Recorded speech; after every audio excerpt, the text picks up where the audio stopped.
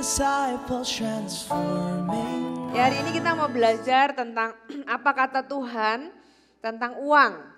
Ya, seringkali khotbah tentang uang itu menimbulkan kontroversi, tapi apa yang hari ini saya sampaikan, saya berdoa supaya Anda bisa menerimanya dengan cukup baik sehingga hati kita diubahkan dan apa yang mungkin salah itu diluruskan oleh firman Tuhan. Kita buka sama-sama di Markus pasal yang ke-10 ayat yang ke-17 sampai ayat yang ke-22. Pada waktu Yesus berangkat untuk meneruskan perjalanannya, datanglah seorang berlari-lari mendapatkan dia dan sambil bertelut di hadapannya, ia bertanya, "Guru yang baik, apa yang harus kuperbuat untuk memperoleh hidup yang kekal?" Perhatikan kata kuperbuat, berarti dia itu menaruh titik berat untuk memperoleh hidup yang kekal adalah lewat perbuatan apa yang aku harus lakukan untuk memperoleh hidup yang kekal. Jawab Yesus, "Mengapa engkau katakan aku baik? Tidak seorang pun yang baik selain daripada Allah saja. Engkau tentu sudah mengetahui segala perintah Allah, jangan membunuh, jangan berzina, jangan mencuri, jangan mengucapkan saksi dusta, jangan mengurangi hak orang, hormatilah ayahmu dan ibumu."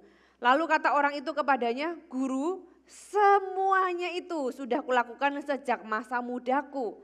Luar biasa ya, dari 10 perintah Allah itu dia bilang, dari jangan ini, jangan itu, dia bilang aku enggak melakukannya gitu ya. Dan itu sudah aku ikuti, turuti sejak masa mudaku. Tetapi Yesus memandang orang saleh ini yang mengaku dirinya dan merasa dirinya saleh. Yesus memandang dia dan menaruh kasih kepadanya, lalu berkata kepadanya, "Hanya satu kekuranganmu, ya pergilah jualah apa yang kau miliki dan berikanlah itu kepada orang miskin, maka engkau akan beroleh harta di surga. Kemudian datanglah kemari dan ikutlah aku." Mendengar perkataan itu ia menjadi kecewa lalu pergi dengan sedih sebab banyak hartanya. Oke, saudara, ada seorang yang sangat kaya, yang cukup kaya datang kepada Yesus dan bertanya, "Tuhan, apakah yang harus aku perbuat?" Sebenarnya yang salah dari awal adalah mindset orang ini, yaitu orang pemuda ini. Dari awal sudah mindsetnya salah. Dia pikir dia bisa membeli keselamatan dengan perbuatannya. Apalagi aku tuh sudah nggak membunuh, nggak mencuri, nggak bersaksi dusta, menghormati ayah ibu, nggak mengurangi hak orang lain dan sebagainya. Dia sudah merasa melakukan semua perintah Allah. Tuhan itu tidak mendinai, tidak berkata bahwa masa sih emang ada ya orang yang sesempurna itu. Berapa banyak dari antara Anda yang hari ini berani berkata sama seperti orang ini. Saya sudah melakukan semua perintah Allah. Saya tidak pernah membunuh, tidak pernah berzina, saya nggak pernah bohong. Masa sih ada orang di muka bumi ini nggak pernah bohong? Anak kecil aja nggak diajari sudah bohong. Anak kecil aja nggak diajari bisa curi loh. Masa kita bisa bilang bahwa aku ini nggak pernah? Oke lah, mungkin sejak dia akil balik dan sadar. Dia nggak pernah lakukan semuanya itu. Tuhan itu melihat orang ini, memandang pemuda ini dan menaruh kasih kepadanya. Dia mau memberitahu kerinduannya itu sangat mulia dan memang itulah yang kita semua mau, gimana caranya kita memperoleh hidup yang kekal. Nah, Tuhan itu meluruskan apa yang menjadi mindsetnya yang salah. Dia berkata, apa yang harus aku perbuat? Tuhan menjawab sebenarnya pertanyaannya. Oke, kamu mau tahu apa yang kamu mau perbuat supaya berhidup yang kekal? Jualah semua hartamu gitu ya. Berikanlah kepada orang miskin, kemudian datang kembali ikut aku. Sebenarnya menjawab pertanyaan enggak? Sangat menjawab. Kan dia tanya, apalagi yang harus aku perbuat? Tuhan kasih jawaban.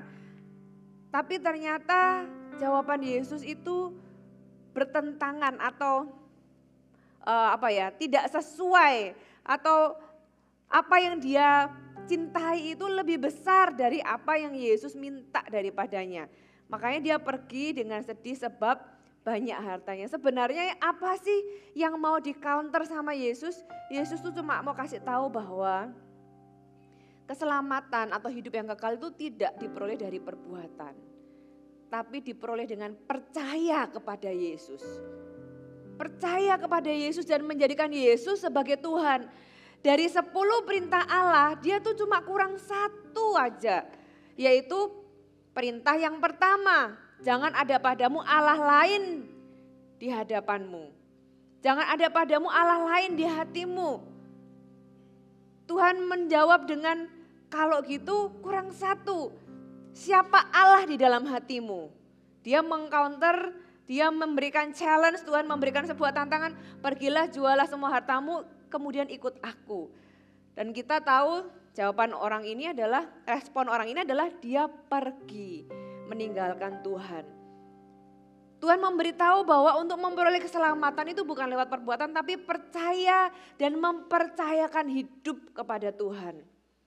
Saya tanya kepada Anda, kalau Yesus itu datang kepada Anda dan berkata hal yang sama, bukankah kita di sini juga karena kita memperoleh hidup yang kekal, Tuhan tanya kepada Anda dan menyuruh Anda misalnya, ya ini cuma misal, nggak ada, saya nggak minta itu. Tuhan itu berkata, pergilah jualah hartamu, berikan semua kepada orang miskin, kemudian datang kepadaku, ya datang ke gereja jadi full timer misalnya. Siapa yang nggak kembali lagi di gereja ini? Saudara, itu adalah tantangan yang nggak mudah pastinya. Saudara, saya pun memikirkannya, ya kebetulan saya sudah full timer gitu ya, tapi dengan kondisi saya sekarang sudah melayani Tuhan sepenuh waktu pun, kalau Tuhan itu menantang saya melepaskan apalagi yang saya harus lepaskan. Kira-kira saya akan lepaskan atau saya akan pergi meninggalkan Tuhan ya. Sebenarnya itu adalah sebuah challenge, sebuah perenungan yang mempertanyakan hati kita itu siapa yang menjadi raja di dalam hidup kita. Percaya kepada Tuhan itu satu hal, tapi mempercayakan hidup kepada Tuhan itu beda cerita, itu beda level. Kita bisa percaya kepada Tuhan, tapi kalau untuk mempercayakan hidup kepada Tuhan, saudara saya mau ajak Anda masuk ke kedalaman itu. Karena kita bukan hanya perlu percaya kepada Tuhan, tapi kita itu perlu mempercayakan hidup kepada Tuhan. Nah banyak orang itu takut Tuhan itu mengambil, Tuhan itu seolah-olah adalah mengambil hidupnya, mengambil sesuatu dari hidupnya. Saudara, apakah Allah seperti itu yang Anda percayai? Itu pertanyaannya. Apakah Allah seperti itu yang Anda percayai? Tuhan tidak sedang membuat pemuda ini bangkrut. Makanya tadi dikatakan Yesus memandang dia dan menaruh kasih kepadanya. Itu kata kuncinya. Ketika Yesus berkata, pergilah jualah segala milikmu dan ikutlah aku, itu karena kasih. Bukan karena Tuhan gak suka, bukan karena Tuhan itu pengen mengambil sesuatu dari hidupnya. Saya tanya kepada Anda, kalau misalnya kita mari bayangkan cerita ini diakhiri dengan ending yang berbeda. Endingnya pemuda ini akhirnya taat dan dia pergi menjual hartanya dan ikut Yesus. Saya tanya kepada Anda, apakah dia akan menjadi orang yang miskin? Atau mungkin dia malah jadi orang, atau dia itu akan jadi orang yang gak bisa makan karena ikut Tuhan? Apakah Tuhan akan membiarkan dia gak punya apa-apa lagi setelah dia ikut Tuhan? Jawabannya ya pasti tidak. Tuhan pasti akan mengembalikan apa yang dia lepaskan. Saudara, karena ini bukan bicara tentang jual harta, kemudian bagi ke orang miskin. Bukan, ini cerita bukan tentang uang. Ini cerita bukan tentang kekayaan. Ini cerita adalah tentang kepada siapa dia percaya dan Allah seperti apa yang dia percayai. Di dalam kehidupan kita sebagai orang Kristen, ini adalah sebuah fondasi yang kita perlu miliki dengan benar.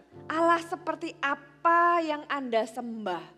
Itu menentukan bagaimana Anda berespon dan bertumbuh di dalam kekristenan Anda. Dan juga termasuk akan mempengaruhi sikap kita terhadap kepercayaan atau uang yang Tuhan percayakan dalam kehidupan kita. Allah seperti apa yang Anda sembah.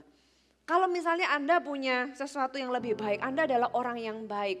Anda tahu anak Anda punya sebuah barang yang kurang baik, Anda mau minta supaya Anda memberikan yang lebih baik kepada anak Anda. Ketika Anda meminta kepada anak Anda, kasih papa barangmu itu. Tanpa Anda bilang bahwa Anda mau memberikan yang terbaik.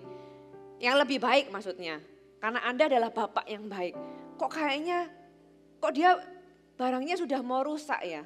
Atau barangnya kurang bagus ya? Aku mau ganti sesuatu yang lebih baik. Tapi Anda nggak bilang, Anda mau minta dari anak Anda misalnya. Ya kan? Apa yang Anda harapkan dari anak Anda? Kepercayaan, betul enggak? Anda ingin anak Anda percaya bahwa Anda adalah ayah yang baik, yang kalaupun Anda minta itu bukan karena Anda mau merugikan anak Anda, betul? Ketika Anda tahu anak Anda nggak mau, gitu kan? Ini punyaku, aku nggak mau kasih. Yang Anda tangkap apa? Yang Anda tangkap adalah anak Anda nggak percaya kepada Anda dan berpikir Anda hanyalah seorang pengambil. Jadi di balik cerita ini sebenarnya hanyalah menjelaskan hati pemuda ini dan undangan Tuhan untuk bisa membuat kita itu mengenal pribadi Allah yang maha baik. Dia bukan cuma Allah yang maha kuasa, dia bukan cuma Allah yang maha tahu, dia bukan cuma Allah yang maha hadir, tapi dia juga Allah yang maha baik, katakan amin. Saudara, pengenalan Anda akan Tuhan itu mempengaruhi bagaimana Anda menjalani kehidupan Anda. Jadi percaya kepada Allah itu satu hal, tapi mempercayakan hidup kepada Allah itu perlu pengenalan. Itu perlu sebuah hubungan yang dalam sehingga Anda tahu Anda nggak takut menyerahkan segala sesuatu yang Anda rasa itu sangat mahal harganya. Ya, apapun itu di dalam kehidupan Anda, area apapun itu di dalam kehidupan Anda. Anda berani menyerahkan karena Anda tahu kepada siapa Anda menyerahkannya. Nah, pengenalan akan Tuhan itulah yang kita perjuangkan di dalam iman kekristenan kita. Bukan hanya percaya bahwa Tuhan bisa menyembuhkan, bukan hanya percaya bahwa Tuhan itu adalah Allah yang bisa memberikan jalan keluar. Tapi kita perlu mempercayakan hidup kepada Allah, saudara. Nah, apa yang seringkali menghalangi, makanya di Markus 10 ini dilanjutkan dengan Yesus memandang murid-muridnya di sekelilingnya dan berkata kepada mereka, memberikan respon karena si pemuda ini. Alangkah sukarnya orang yang beruang atau punya uang banyak masuk ke dalam kerajaan Allah. Murid-muridnya tercengang mendengar perkataan itu. Waduh, berarti masa aku gak boleh kaya? Masa aku gimana dong gitu, masa gara-gara punya uang aku gak bisa masuk kerajaan surga, seolah-olah kita harus memilih salah satu. Enggak saudara, firman Tuhan katakan apa yang mustahil bagi manusia itu mungkin bagi Allah. Maksudnya perbuatan baik kita ya itu gak akan membuat kita masuk surga. Yang membuat kita masuk surga adalah ketika kita percaya kepada Yesus sebagai Tuhan dan Juru Selamat. Nah tapi seringkali hati kita itu bisa berbelok, bisa berubah ketika uang itu semakin memberikan kita banyak tawaran. Ya, uang yang semakin banyak memberikan kita tawaran yang semakin banyak. Selama kita bisa overcome, selama kita bisa mengatasi itu, nggak masalah. Itu yang kita perlu latih. Saya berdoa Anda menjadi jemaat yang sangat diberkati Tuhan. Tapi Anda juga menjadi jemaat yang tahu mengelola dan menjadikan uang itu hamba Anda menjadi tuannya. Apa yang ditawarkan uang? Uang itu menjanjikan sesuatu yang sebenarnya hanya Tuhan yang bisa berikan. Ya, uang itu membuat kita percaya atau bisa mempercaya apa yang uang dapat berikan daripada apa yang Tuhan dapat lakukan. Uang itu menawarkan apa? Rasa aman dan kebahagiaan. Betul enggak? Kalau aku bisa beli ini, ya, aku akan bahagia. Kalau aku bisa berlibur ke sana, aku akan bahagia. Ya. Dan demi itu kita bisa mengkompromikan integritas. Demi itu gitu ya, kita bisa mempertaruhkan iman kita. Saudara, biar siang hari ini menjadi perenungan bagi kita semua. Siapa yang menjadi Tuhan di dalam hati kita? Saudara, atau sebaliknya mungkin ada orang-orang yang hari ini kok bergumul di dalam area keuangan. Anda bertanya-tanya, masa sih Tuhan itu adalah Tuhan yang sayang sama aku? Buktinya hari ini aku bergumul di area keuangan. masih dikhotbahin lagi tentang uang. Ada perpuluhan lagi setiap minggu pertama gitu kan. Masa Tuhan itu nggak ngerti kehidupanku? Saudara, saya mau tanya kepada Anda hari ini yang Anda sudah Kristen, sudah percaya Yesus. Siapa yang percaya kalau hari ini Anda meninggal, Anda masuk surga? Yakin? Yakin hari ini Anda kalau misalnya anytime lah, bukan hari ini ya. Soon or later kita semua kan, saya berdoa kita semua nanti ketemu ya kan, reuni di surga. Jangan lupa nyapa saya ya. Saudara, kita percaya bukan? Kalau kita percaya Yesus, kita mati masuk surga. Karena Tuhan menjanjikan surga. Di rumah Bapakku ada banyak tempat tinggalan, kita percaya itu. Nah Tuhan yang sama yang menjanjikan surga yang gak kelihatan kepada Anda dan saya, menjanjikan janji-janji yang lain. Janji kesembuhan, janji pemeliharaan, ya kan? Janji memberikan jalan keluar, janji memberikan kekuatan. Nah, masa kita percaya janji satu gak percaya janji yang lain, padahal pemberi janjinya sama. Nah bagaimana Anda bisa percaya ada surga yang tidak kelihatan setelah Anda meninggal, tapi Anda gak percaya Tuhan bisa memelihara hidup Anda. Nah kalau Anda gak bisa percaya Tuhan di muka bumi ini untuk hidup kita yang sekarang, bagaimana Anda bisa percaya untuk sesuatu yang tidak kelihatan? Apakah Anda pernah meninggal dan sudah pernah lihat surga? Gak ada kayaknya dari antara kita mungkin ya. Tapi kita bisa percaya loh untuk sesuatu yang gak kelihatan nanti. Gunakan iman yang sama untuk kita percaya hal-hal yang kita harus jalani di muka bumi ini. Saudara, karena kita percaya bukanlah kepada janjinya. Kita percaya kepada pemberi janji, katakan amin. Kita percayanya bukan kepada janjinya, kita percaya kepada pemberi janji. Nah pemberi janji ini memberikan bermacam-macam janji. Nah kalau kita percaya satu janji, kita harus percaya semua janji yang lain dong. Karena pemberi janjinya sama saudara.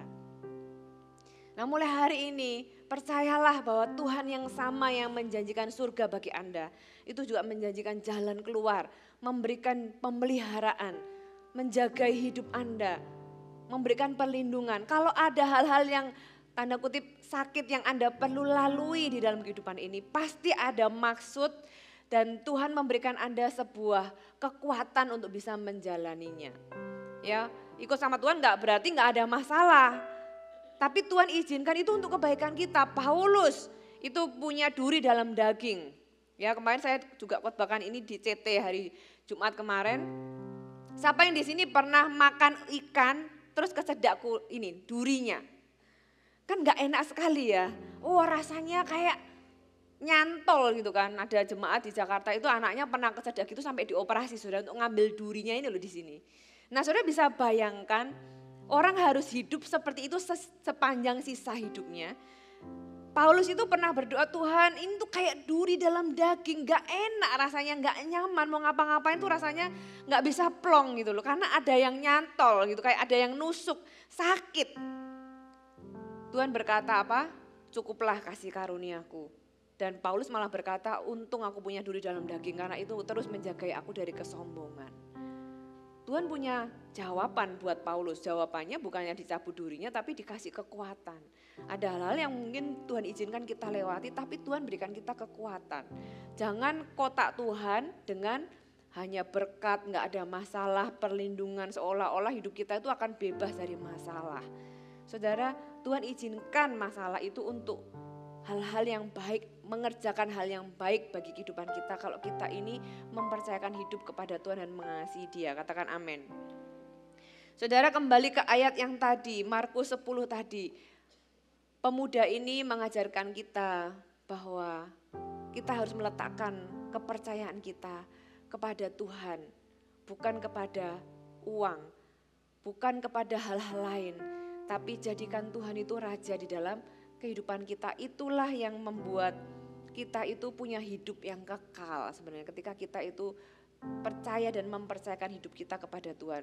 Apa kata firman Tuhan lagi tentang keuangan Lukas 16 ayat yang ke-10? Barang siapa setia dalam perkara-perkara kecil, ia setia juga dalam perkara besar. Dan barang siapa tidak benar dalam perkara kecil, ia tidak benar juga dalam perkara besar. Sebenarnya ayat ini bicara tentang apa sih? Kadang orang berkata, oh ini tentang tanggung jawab. Kalau bisa dikasih tanggung jawab dalam perkara kecil, berarti dia nanti bisa naik jabatan. Ya itu enggak salah sih. Tapi sebenarnya ayat ini dijelaskan ke ayat setelahnya. Setelah dikatakan barang siapa setia dalam perkara kecil, dia juga setia dalam perkara besar. Barang siapa enggak benar dalam perkara kecil, dia enggak benar juga dalam perkara besar. Jadi, ya paralelnya, jikalau kamu tidak setia dalam hal apa perkara kecil, mamon yang tidak jujur alias uang, siapakah yang akan mempercayakan kepadamu hartamu yang sesungguhnya? Jadi ternyata area keuangan itu adalah area tes di dalam kehidupan kita. Kalau kita ditemukan menjadi orang yang benar di area keuangan, Anda akan dipercaya hal-hal yang lebih besar daripada sekedar uang. Jikalau kamu tidak setia dalam harta orang lain, siapakah yang akan menyerahkan hartamu sendiri kepadamu? Seorang hamba tidak dapat mengabdi kepada dua tuan, karena jika demikian ia akan membenci seseorang dan mengasihi yang lain. Dan ia akan setia kepada seorang dan tidak mengindahkan yang lain. Kamu tidak dapat mengabdi kepada Allah dan kepada Mamon, alias kita harus pilih kepada siapa kita akan mengabdi. Dan saudara, ayat ini ditulis Tuhan untuk menjadi sebuah kesimpulan, ya menarik sebuah kesimpulan dari perikop yang di atasnya. Tuhan memberikan barang siapa enggak benar dalam perkara kecil, barang siapa tidak setia dalam hal mamon yang tidak jujur alias uang, maka ya orang itu enggak akan dipercaya hal-hal yang lebih besar. Siapa sih orang yang tidak setia dalam hal mamon yang tidak jujur? Ada di Lukas 16 ayat yang ke-1. Jadi ayat yang tadi itu menjelaskan perikop yang ada di atasnya. Lukas 16 ayat yang pertama. Dan Yesus berkata kepada murid-muridnya, ada seorang kaya yang mempunyai seorang bendahara. Kepadanya disampaikan tuduhan bahwa bendahara itu menghamburkan miliknya. Lalu ia memanggil bendahara itu dan berkata kepadanya, apakah yang kudengar tentang engkau? Berilah pertanggungan jawab atas urusanmu sebab engkau tidak boleh lagi bekerja sebagai bendahara. Ketika kata bendahara itu dalam hatinya, apa yang harus aku perbuat? Tuhan memecat aku dari jabatanku sebagai bendahara. Mencangkul aku enggak dapat, mengemis aku malu. Aku tahu apa yang akan aku perbuat. Supaya kalau aku dipecat dari jabatanku sebagai bendahara, ada orang yang menampung aku di rumah mereka. Lalu ia memanggil seorang demi seorang yang berutang kepada tuannya, katanya kepada yang pertama. Ini kepada debitur yang pertama dikatakan, berapakah hutangmu kepada tuanku? Jawab orang itu 100 tempayan minyak. Lalu katanya kepada orang itu, inilah surat hutangmu. Duduk buat surat hutang yang lain sekarang juga 50 tempayan, didiskon 50% gitu ya. Kemudian ia berkata kepada yang kedua, berapakah hutangmu? Jawab orang itu 100 pikul gandum. Katanya kepada orang ini, inilah surat hutangmu, buatlah surat hutang lain 80 pikul, ya diskon 20%. Lalu Tuhan itu memuji bendahara yang tidak jujur itu karena ia telah bertindak cerdik. Sebab anak-anak dunia ini lebih cerdik terhadap sesama manusia daripada anak-anak terang. Saudara, gak enak ya dibandingin. Wah, dia lebih pintar loh daripada kamu.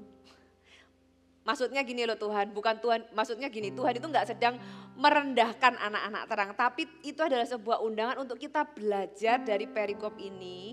Bahwa bendahara yang gak jujur aja bisa cerdik terhadap uang. Seharusnya kita sebagai anak-anak terang, kita itu juga perlu tahu penggunaan keuangan dengan benar dan cerdik, tanda kutip. Kita bisa mengambil, bisa memperoleh keuntungan atau kita bisa memberikan benefit di dalam penggunaannya. Nah, cerita ini menggambarkan seorang bendahara yang menghambur-hamburkan milik tuannya. Ya, dia memakai untuk kepentingannya pribadi. Dan dijelaskan bahwa dia itu nggak membela diri karena memang ketahuan bersalah, tertangkap basah. Semua laporannya membuat dia nggak bisa mengelak lagi bahwa memang dia sudah tidak jujur. Tapi ketika dia dipecat, dia berpikir aku nggak punya uang untuk modal. Dia berkata mencangkul aku nggak bisa, mengemis aku malu. Bukan nggak bisa sih, kita juga gak bisa nyangkul, tapi kalau kita terpaksa dan harus belajar ya kita akan bisa kan, kita mau. Berarti orang ini tuh menggambarkan orang yang gak mau kerja kasar, priayi gitu ya, gak mau kerja kasar, gak mau kerja kotor, gak mau kerja keras, dan gengsinya tinggi, nggak mau mulai dari bawah. Dia maunya yang cepat, yang gampang, yang halus gitu ya, yang mungkin nggak pakai lembur. Dan dia menggunakannya dengan cara dia curi aja, kan cepet. Orang kalau mencuri kan kerja 10 dapatnya 100. Karena dia mencuri yang 90-nya. Saudara, ini menggambarkan Tuhan memberikan kita sebuah pelajaran bahwa kita nggak boleh seperti bendahara yang nggak jujur ini. Ada waktunya kita itu pasti akan kena batunya kalau kita itu nggak benar di area keuangan. Ada waktunya, firman Tuhan nggak menjelaskan berapa lama bendahara ini menjadi tidak jujur. Tapi ada waktunya, ketidakjujuran itu orang yang tidak jujur akan memakan buahnya. Akan ada waktunya saudara. Nah sikap ini, attitude seperti ini nggak boleh ada di anak-anak Tuhan. Ya nggak mau kerja kotor, nggak mau kerja kasar, nggak mau mulai dari bawah. Kalau itu membuat Anda harus, karena itu misalnya membuat Anda harus mulai dari bawah lagi, mulai dari bawah lagi. Nggak usah gengsi. Gengsi Anda nggak membayar Anda. Penyertaan Tuhan yang membuat Anda bangkit. Kalau Anda mau bekerja sama, kalau Anda mau mulai dari bawah, kalau Anda mau bekerja, berkat Tuhan akan menyertai Anda. Tapi kalau Anda menghindari, kalau Anda nggak mau, ya kalau memang di situ Tuhan akan memberkati Anda, ya Anda menghindari berkat Anda sendiri. Makanya kita harus punya sikap yang benar ketika kita bekerja. Tidak semua orang yang punya masalah keuangan itu malas, tapi orang yang malas itu pasti punya masalah keuangan. Nah orang ini dia nggak mau kerja keras dapetin uang, makanya dia juga nggak mau lepaskan gengsi, makanya dia mencuri. Ya berapa banyak ada orang-orang di luar sana lah ya, di luar sana itu yang pengen cepet dapat ke uang lewat apa? Mencuri atau cheating lah ya, kalau mencuri ya enggak lah, tapi cheating gitu kan. Di area di pembukuan dan sebagainya. Kemudian udahlah nggak usah kerja lah, tunggu warisan aja. Atau apa? Gambling, judi. Orang judi itu kan tujuannya cuma satu kan, pengen cepat kaya. Saudara, Tuhan mau kita kerja dengan baik. Ya dan mengelola apa yang dipercayakan ini dengan benar. Dan bendahara ini dia berubah, makanya tuannya itu memuji dia. Mana ada sih orang nyuri dipuji, kalau uang Anda dicuri kan Anda ya nggak mungkin memuji orang yang mencuri uang Anda. Tapi yang dipuji bukanlah perbuatan mencurinya. Yang dipuji adalah karena dia telah bertindak cerdik. Akhirnya dia tahu bahwa uang itu bisa dipakai untuk bangun hubungan. Akhirnya si bendahara ini tahu bahwa uang itu dapat dipakai untuk membangun masa depannya dia. Kenapa? Karena ketahuan kok dia itu ternyata selama ini nggak pernah mikirin masa depannya dia, nggak pernah membangun hubungan dengan orang lain, gitu kan? Dia pakai untuk dirinya sendiri. Ini majikan ini sangat kaya, dari 2 debitur aja udah kelihatan. Ya, yang satu 100 tempayan minyak itu 3.900 sekian liter minyak zaitun, saudara. Minyak zaitun itu bukan minyak murah. Dari berapa ratus pohon dan itu berapa hektar.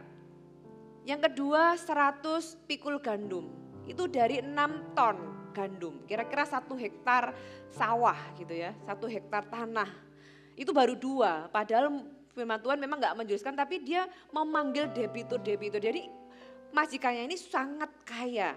Dan dia mengambil sesuatu untuk dirinya sendiri selama ini, gak tahu sekian lama selama ini. Dan gak ada wujudnya. Kalau memang dia selama ini mengambil dan dia mempersiapkan masa depan dan sebagainya, dia nabung dan sebagainya, dia gak akan khawatir dipecat. Biarin aja, aku punya tabungan, aku bisa melanjutkan hidup. Tapi dia kan khawatir, waduh gimana ya. Nah kemudian orang ini cerdik. Oke, dia berubah, dia switch. Dia gak lagi melihat uang itu sebagai pemenuhan pribadi, tapi dia memakai uang itu untuk bertindak cerdik kepada sesamanya. Dia membantu orang lain walaupun masih salah sih. Masih pakai uang tuannya, siapa yang didiskon, siapa yang bayar, ya gak mungkin dia. Pasti tuannya kan gak tahu kalau ternyata dia cuma hutang 50, harusnya hutangnya 100.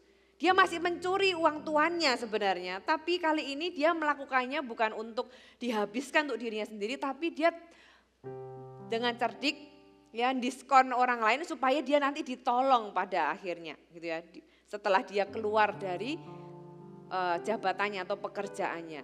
Nah di dalam cerita ini apa yang Tuhan mau kita belajar? Yang pertama Tuhan mau kita tahu bahwa kita adalah bendaharanya Tuhan. Katakan bendaharanya Tuhan. Kita adalah bendaharanya Tuhan, Dia adalah majikan dan kita adalah bendaharanya Tuhan. Saudara, apapun yang ada di dalam genggaman kita, di dalam kehidupan kita, percayakah Anda bahwa itu adalah milik Tuhan yang dipercayakan kepada Anda? Mungkin ada orang-orang yang berpikir bahwa mana ada itu dari Tuhan, orang aku yang kerja lembur-lembur, uang kan gak turun dari langit, kok bisa bilang itu dari Tuhan.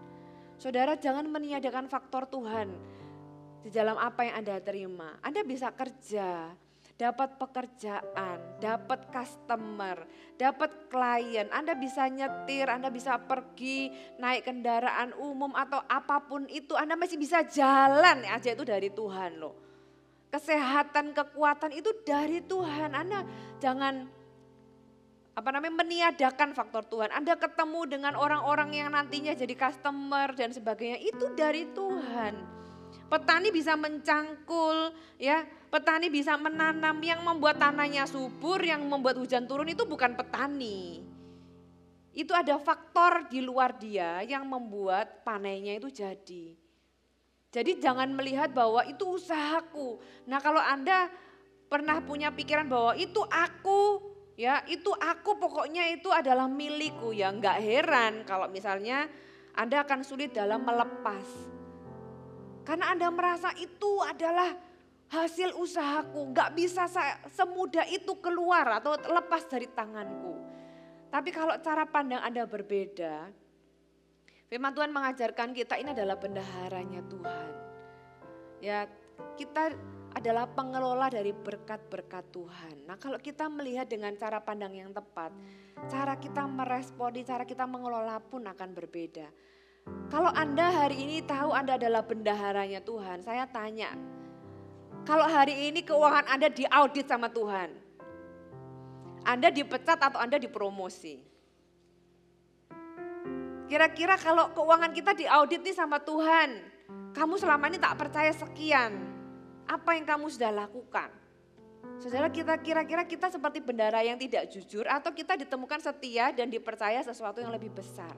Makanya tadi ayat tadi itu menjelaskan perikop yang di atasnya. Dikasih kesimpulan, barang siapa yang gak setia dalam perkara keuangan, ya gak akan ada level berikutnya. Tapi barang siapa ditemukan setia dalam perkara keuangan, Tuhan itu sudah rindu memberkati ke dalam level berikutnya. Saudara, kalau kita mengakui Tuhan adalah sumber, cara kita mengelola pun berbeda. Untuk apa sih Tuhan itu mempercayakan harta kepada kita? Ya, saudara, Tuhan itu mau mempercayakan harta kepada kita dengan 3 tujuan. Ya, uang itu hanyalah sarana. Uang itu harus jadi hamba buat kita. Kita yang tentukan uang kemana, bukan uang yang menentukan kita harus apa. Kita tentukan uang itu adalah sarana, uang itu cuma alat, tapi Tuhan adalah sumber.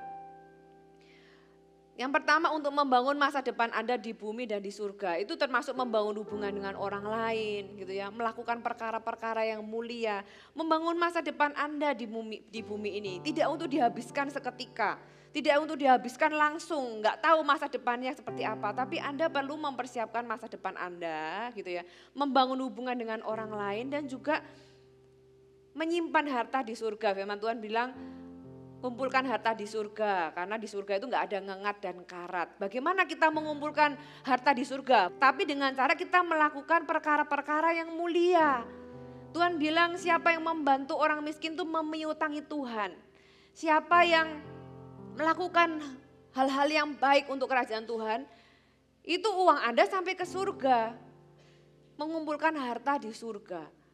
Enggak semuanya harus Anda kirim ke gereja atau ke panti sosial.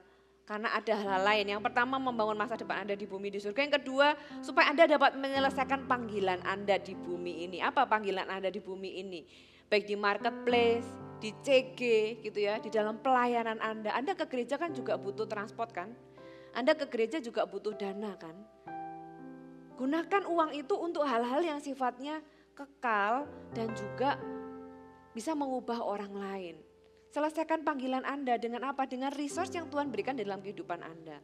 Dan yang ketiga, supaya Anda bisa menikmati hidup dengan orang-orang yang Anda kasihi. Tuhan gak anti dengan kenikmatan, bahkan dari Tuhanlah karunia menikmati. Amin. Jadi Tuhan itu gak anti dengan Anda liburan, Anda beli baju baru, Anda punya handphone yang bagus, itu Tuhan gak anti. Tuhan itu happy kalau Anda happy intinya. Tapi jangan jadikan itu tujuan sehingga Anda mengkompromikan yang lain bahkan menggeser posisi Tuhan. Malah Tuhan itu memberikan Anda karunia menikmati supaya Anda bisa menikmati hasil jerih lelah. Pengkhotbah pasal yang ke-5 ayat yang ke-19 dikatakan kalau kita itu kerja dan kita itu menikmati hasil kerja, itulah kebahagiaanmu dan itu juga kasih karunia dari Tuhan. Saudara, enjoy life dengan apa yang Anda terima, Anda dapat berkat dari Tuhan. Tuhan itu juga memberkati Anda supaya Anda bisa menikmati bersama orang-orang yang Anda kasihi. Jadi jadikan uang itu hanya sebagai alat yang membuat Anda membangun masa depan Anda baik di bumi maupun di surga. Supaya Anda dapat menyelesaikan panggilan Anda dan juga supaya Anda bisa menikmati bersama orang-orang yang Anda kasihi. Lihatlah Allah sebagai sumber dan uang sebagai alat. Dan Anda adalah pengelola. Ya, kalau Tuhan adalah sumber, Anda nggak akan takut. Si majikan ini kehilangan uang pasti nggak sedikit. Dia nggak suruh tuh bendaharanya ganti rugi, masukin ke penjara gitu ya. Dia cuma suruh oke, kamu tutup buku, beresin semuanya, tapi kamu nggak bisa jadi bendahara lagi. Saudara, Anda pernah nggak kehilangan uang? Gimana rasanya? Sakit kan? Ya kalau kehilangan uang apalagi dalam jumlah besar, entah itu ditipu, kehilangan. Saya dulu pernah kehilangan entah kecopetan, udah uang satu-satunya hilang lagi. Itu ya pernah di Malaysia uang berapa ya waktu itu 2.500 ringgit kalau nggak salah. Itu uang itu tinggal itu gitu ya untuk tinggal di sana. Naik taksi kok ya hilang gitu ya. Ya salah sendiri sih ketinggalan, tapi taksinya nggak bisa dihubungi lagi. Terus di mana lagi? Pernah juga ditipu orang gitu ya, ditipu orang juga pernah. Sakit rasanya ya, sakitnya kan di sini kan ya di dalam, nggak kerasa sih di tangan, nggak di fisik nggak kerasa, tapi sakit kan kehilangan uang. Tapi lebih sakit lagi kalau kita kehilangan sumber. Saudara, Tuhan itu adalah sumber di dalam kehidupan kita. Uang itu bukanlah sumber kebahagiaan, bukanlah sumber. Uang itu alat untuk membuat kita bisa terus menyelesaikan pekerjaan Tuhan, menyelesaikan panggilan kita dan menikmati hidup. Tapi sumber itu Tuhan. Ya, saya kasih contoh yang sebenarnya agak jauh dari gambaran tentang Tuhan. Tapi mungkin semoga ini bisa menjadi gambaran, ilustrasi. Kalau orang itu punya angsa yang bisa bertelur emas, ya. Setiap hari hasilkan telur emas, tiap hari menghasilkan telur emas gitu ya. Kalau telurnya itu dicuri orang ya, memang kehilangan sesuatu. Tapi selama Anda masih punya angsanya, Anda gak perlu takut karena besok bertelur lagi. Ya maaf, Tuhan itu bukanlah angsa ya, bukanlah angsa yang bisa menelurkan emas, bukan. Tapi saya cuma ilustrasi, makanya saya bilang itu jauh dari aslinya. Tapi kalau Anda tahu Anda punya Tuhan sebagai sumber, kalau Anda kehilangan, sumber Anda itu bisa menggantikan dengan lebih banyak. Katakan amin. Karena Anda pegang sumber, makanya jangan pernah rela kehilangan Tuhan demi uang. Anda kehilangan uang asal Anda gak kehilangan Tuhan, uang Anda pasti kembali. Karena firman Allah bilang, apa yang dulu pernah dimakan belalang pelahap, belalang apa dan sebagainya. Tuhan tuh bisa memulihkan 7 kali lipat. Katakan amin. Asal kita nggak kehilangan Tuhan, asal kita pegang Tuhan, asal kita tahu bahwa Allah adalah sumber dan uang bukanlah sumber. Amin. Jadi hari ini uang itu hanyalah alat ekspresif gitu ya. Tapi yang saya ajarkan hari ini adalah hati kita terhadap Tuhan. Hati kita terhadap Tuhan. Seringkali kalau di gereja, ya kalau saya khotbahkan tentang keuangan menuai respon, apalagi kalau bicara tentang perpuluhan, persembahan khusus, persembahan kasih dan sebagainya. Di gereja ini, kalau Anda berjemaat di gereja ini dan Anda sudah tertanam di gereja ini, Saudara harus tahu bahwa gereja ini itu adalah gereja yang percaya perpuluhan karena itu adalah firman Tuhan. Tapi perpuluhan di gereja ini tidak untuk diperdebatkan. Karena apa? Karena gereja ini nggak pernah checklist kok orang-orangnya siapa yang perpuluhan gitu ya. Kalau nggak perpuluhan ditagih, nggak ada. Di gereja ini tuh nggak ada. Saya bahkan nggak tahu nama-nama siapa yang perpuluhan, siapa yang enggak. Saya nggak akan ngecekin satu-satu, dicocokin sama NIJ, enggak saudara ya. Jadi itu adalah kejujuran Anda di hadapan Tuhan. Jadi itu bukan masalah gereja dengan Anda, tapi itu adalah urusan pribadi dengan Tuhan. Kalau saya mengajarkan ada kelas-kelas kecil tentang keuangan, saya biasanya mengajarkan tentang financial kingdom financial gitu ya. Pokoknya keuangan kerajaan Allah kepada sekelompok orang-orang yang memang jadi pemimpin-pemimpin. Seringkali pertanyaannya adalah seputar perpuluhan itu dari net atau gross, perpuluhan itu sebelum pajak atau setelah pajak, perpuluhan itu kalau jual rumah berapa persen gitu ya, dari mana apa dan segala macam. Oke gitu kan, saya berpikir pertanyaan ini arahnya kemana ya. Kenapa saya sampai sekarang ini saya belum pernah ada orang itu yang tanya boleh nggak aku kasih 50% gitu loh. Kenapa tanyanya itu selalu seolah-olah mencari alasan untuk mendowngrade. Kenapa ya kok nggak ada yang tanya, boleh nggak aku kasih lebih dari 10%? Kenapa pertanyaannya selalu sebaliknya? Saudara, saya mau make it clear bahwa perpuluhan itu di perjanjian baru ada enggak? Perjanjian baru tidak mengubah perjanjian lama, tidak menghapus perjanjian lama. Tapi saya beritahu Anda bahwa perjanjian baru itu punya standar lebih tinggi. Kalau di perjanjian lama, orang berzina, melakukan perzinahan secara fisik, dia dilempari batu kata firman Tuhan kan. Tapi di perjanjian baru Tuhan bilang, kamu melihat perempuan dan mengingininya belum ngechat, ya belum say hello di chat, baru melihat perempuan tertarik dan bahkan berimajinasi, itu sudah berzina di dalam hatimu, ngeri loh. Perjanjian baru itu standarnya sangat tinggi. Kalau di perjanjian lama, 10% di perjanjian baru, jual semua hartamu, ikutlah aku, firman Tuhan.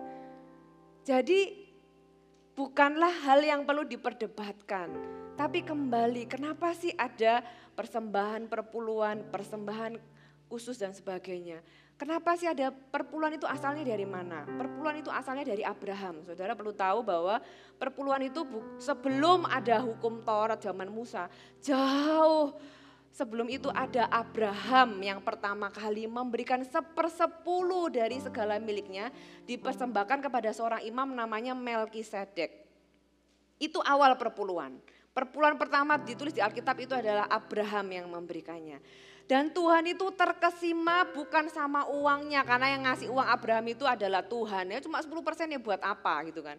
Tapi yang terkesima, yang membuat Tuhan terkesima adalah hatinya Abraham. Dan itu yang Tuhan mau kita miliki sebagai anak-anak Tuhan. Makanya sama Tuhan sampai ditulis di hukum Taurat. Karena yang dicari Tuhan bukan uangnya, tapi hati yang grateful. Hati yang mengakui bahwa Allah adalah sumber dan bentuk rasa terima kasih dan ucapan syukurnya adalah persembahan perpuluhan. Dia ambil dari contoh Abraham. Karena Tuhan tuh terkesima sama hatinya. Demikian juga di cerita yang lain, Daud. Daud itu mencintai Tuhan sedemikian rupa, dia bawa tabut perjanjian masuk ke Hebron kota Daud. Dia buat tenda gitu ya, pondok Daud namanya. 24 jam dinyanyikan pujian penyembahan, api biru di dalam hadirat Tuhan itu selalu dijaga tetap menyala. Kemudian setelah itu Salomo anaknya membangun gedung yang megah, bait Allah, bait suci Salomo yang tidak tertandingi sampai hari ini. Tapi ketika bait Salomo itu hancur runtuh rata dengan tanah, seberapa tahun kemudian apa yang Tuhan mau pulihkan? Kalau sudah baca yang Tuhan mau pulihkan itu bukan bait Salomo. Aku ingin memulihkan pondok Daud. Yang Tuhan kangen itu hatinya Daud. Yang Tuhan cari itu mana, adakah orang di zaman ini yang punya hati seperti Daud. Yang Tuhan cari ketika Tuhan menulis hukum Taurat tentang perpuluhan, dia cari hati seperti Abraham. Jadi yang dicari itu hatinya. Ada orang-orang yang trauma di dalam memberi di dalam gereja. Saya bisa mengerti, tapi saya juga mau luruskan bagi Anda. Ya, ada orang-orang yang mungkin pernah memberi kepada institusi tertentu, tapi ternyata disalahgunakan. Padahal Anda memberi dengan tulus, Anda memberi dengan sukarela, tapi Anda kecewa karena ternyata dibawa lari, disalahgunakan, diselewengkan uang Anda. Saudara, saya mau beritahu kepada Anda yang pernah mengalami demikian, saudara jangan berhenti jadi pemberi. Karena yang diberkati Tuhan itu adalah hati Anda. Kalau hati Anda memberi dengan sukacita, sukarela, dengan tulus, yang diberkati itu adalah hatimu. Masalah uangnya dibawa lari, diselewengkan dan sebagainya, itu urusan dia dengan Tuhan. Ya tentunya sebagai bentuk pengelolaan yang bertanggung jawab, kita nggak memberi lagi di tempat yang salah. Tapi Anda jangan jadi orang yang trauma dan akhirnya menghalangi berkat Anda sendiri di masa depan. Sebaliknya, kalau tadi kan memberi dengan hati yang benar, tapi ternyata tempatnya salah atau orangnya salah, jadi disalahgunakan.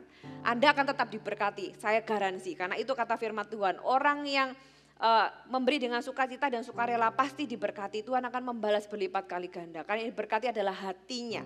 Sebaliknya, kalau orang itu memberi kepada tempat yang tepat, organisasi, institusi, whatever it is, orang atau pribadi yang tepat nih, digunakan dengan tepat, tidak disalahgunakan, tidak diselewengkan, tapi waktu memberi hatinya salah. Cari pengakuan, cari posisi, cari pujian. Ya walaupun Anda kasih ke tempat yang tepat, ya nggak dapat berkat. Kenapa? Karena ini bukan tentang tempatnya, tapi tentang ketika kita memberi hati kita itu seperti apa. Matius menjelaskan kok, kalau kita memberi dengan hati yang salah, cari pujian, sudah dapat dari manusia ya Tuhan angkat tangan. Kan kamu sudah dapat pujian dari manusia, aku gak perlu ngasih apa-apa lagi kan. Tapi kalau hati kita benar, walaupun ternyata baru tahu kemudian kalau ternyata disalahgunakan, itu urusan dia dengan Tuhan. Anda tetap akan dapat reward, karena yang diberkati adalah hati Anda ketika Anda memberi. Saya berdoa supaya penjelasan ini menyembuhkan hati Anda. Dan kalau ada orang-orang di sini yang Anda pernah ditipu, dibawa lari, apalagi sama gereja atau hamba Tuhan, saya mewakili mereka yang saya nggak kenal, minta maaf sama Anda. Tapi kembalilah melakukan perintah Tuhan, karena itu urusan Anda dengan Tuhan. Dan gereja ini hanya bertugas menyampaikan kebenaran. Ya saya nggak akan ngecek siapa memberi berapa dan sebagainya. Tuhan itu tahu masing-masing karena buat Tuhan kadang-kadang itu bukan angkanya juga. Firman Tuhan juga pernah menjelaskan di dalam sebuah rumah ibadat, ya ada yang memberi 1 peser, ada yang memberi banyak. Buat Tuhan yang memberi 1 peser ini lebih banyak daripada yang memberi banyak. Loh kok bisa? Jumlahnya 1 miliar, yang 1 juta kok lebih banyak 1 juta itu gimana? Kalkulatornya Tuhan salah dong kalau kayak gitu. Saudara, sekali lagi pemberian kita, persembahan kita itu adalah antara kita dengan Tuhan. Jadi pastikan apapun yang Anda beri, berilah dengan sukacita dan sukarela. Nah kalau misalnya, saya bahas sedikit tentang perpuluhan. Ada orang kan yang tanya tadi pertanyaannya, gimana nih dari net, gross, pajak, sebelum pajak dan sebagainya. Saya itu sama Tuhan gampang aja mikirnya. Tuhan itu adalah Allah yang maha baik. Kalau dibandingin sama kita manusia, kita itu adalah manusia yang jahat. Makanya Tuhan bilang Bapa yang jahat aja tahu pemberian yang baik kepada anaknya. Apalagi Bapamu yang di surga. Nah kita manusia jahat aja kalau ada orang kelebihan transfer pasti dikembaliin. Apalagi Tuhan. Jadi kalau buat saya sih gampang aja. Perempuan berapa kalau ngitung apalagi kalau orang bisnis ya. Kalau orang punya pemasukan kan biasanya fixed income nih, misalnya take home pay-nya berapa. Tapi kalau orang bisnis kan nggak bisa dihitung seperti itu. Kadang masih ada bla bla blanya, ada perhitungannya. Paling gampang kalau saya mikir ya sudah lah ya, saya kasih sekian buat Tuhan. Kalau ternyata buat Tuhan itu kelebihan, dia pasti dikembalikan ke saya dengan cara yang nggak tahu seperti apa. Jadi buat saya as simple as that, karena saya percaya Tuhanku itu maha baik. Sekali lagi, tentang Tuhan seperti apa yang Anda percayai itu menentukan apa yang kita lakukan kepada Tuhan lewat keuangan kita. Ya, kalau misalnya ternyata waduh aku takut nanti kalau aku persembahannya kurang aku nggak diberkati sama Tuhan. Loh, Anda itu sudah diberkati, makanya Anda bisa memberi. Jadi kita memberi bukan supaya kita diberkati, saudara. Karena kita diberkati, kita memberi. Amin. Jadi jangan jadikan Tuhan itu seperti preman. Ya, kalau punya toko harus bayar iuran gitu ya. Iuran sama preman. Kalau enggak bayar nanti tokonya diganggu. Seolah kalau kita punya pikiran bahwa kalau aku enggak memberi, enggak perpuluhan, nanti kalau perpuluhannya kurang, nanti Tuhan itu akan mengganggu hidupku. Nanti aku terkutuk, nanti aku enggak diberkati. Saudara, yang saya tanyakan bukanlah jumlahnya. Yang saya tanyakan adalah apakah demikian gambaran Tuhan yang Anda percayai? Itu pertanyaannya. Jadi kalau misalnya Anda tahu bahwa Allah yang maha baik, Anda nggak akan terlalu hitungan, nggak akan berapa persen, kurang ini kurang itu. Just give it dengan sukarela dan sukacita. Itu aja. Anda bisa memberi, Anda nggak usah takut kelebihan, karena kalau kelebihan pasti dikembalikan. Kalaupun kurang, selama Anda memberi dengan sukacita dan sukarela, ya, Anda tahu Anda taat, lahir dari ketaatan, Anda akan diberkati. Amin. Jadi hari ini yang mau saya sampaikan adalah, kenalah Tuhanmu. Tuhanmu adalah Allah yang baik, sangat baik. Dia gak punya pikiran untuk mengambil apapun dari hidupmu. Kalaupun Tuhan itu minta sesuatu dari Anda, apakah minta itu artinya dia itu mengambil, atau jangan-jangan dia itu mau memberikan yang lebih baik bagi Anda? Gambaran Allah seperti apa yang hari ini Anda mau ubah? Kalau ada orang-orang yang selama ini salah sangka sama Tuhan, saya berdoa biar firman Tuhan ini membukakan pewahyuan yang baru tentang Tuhan. Amin.